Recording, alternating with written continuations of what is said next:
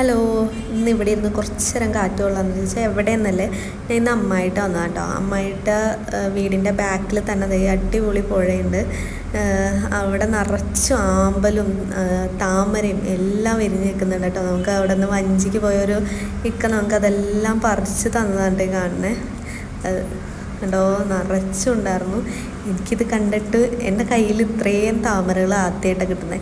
അപ്പം അതിൻ്റെ ഒരു പവർ ഞാൻ കാണിക്കണ്ടേ. അപ്പോൾ കുറേ റീലും കാര്യങ്ങളൊക്കെ എടുത്ത് ഞങ്ങളിതേ വീട്ടിലേക്ക് പോകുന്നു കേട്ടോ.